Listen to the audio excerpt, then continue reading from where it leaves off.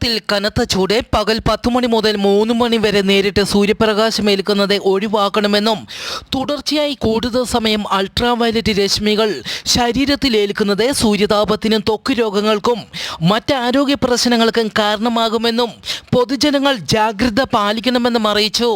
പുറം ജോലികളിൽ ഏർപ്പെടുന്നവരും മത്സ്യത്തൊഴിലാളികളും ബൈക്ക് യാത്രക്കാരും പ്രത്യേകം ജാഗ്രത പാലിക്കണമെന്നും അറിയിച്ചു. അമേരിക്കയിലെ 6 സംസ്ഥാനങ്ങളിൽ അതിതീവ്ര ചുഴലിക്കാറ്റുകൾ 37 പേർ മരിച്ചു. മരണസംഖ്യ വീണ്ടും ഉയരും. അമേരിക്കയിലെ മിസോറിയിലാണ് കൂടുതൽ പേർ മരിച്ചത്. 12 പേർ മരിച്ചു. ചുഴലിക്കാറ്റ് കനത്ത നാശമാണ് വരുത്തിയത്. ആയിരക്കണക്കിന് വീടുകൾ പൂർണ്ണമായും തകർന്നു. വാഹനങ്ങൾ പലതും കാണാതായി. ഇത്രയും അതിഭീകരമായ ചുഴലിക്കാറ്റ് ഇതുവരെ കണ്ടിട്ടില്ല എന്ന് ഇവിടുത്തെ ജനങ്ങൾ പറയുന്നത്. വരും ദിവസങ്ങളിൽ വീണ്ടും ചുഴലിക്കാറ്റിന് സാധ്യതയുണ്ടെന്നും കാലാവസ്ഥാ കേന്ദ്രം പ്രവചിക്കുന്നു.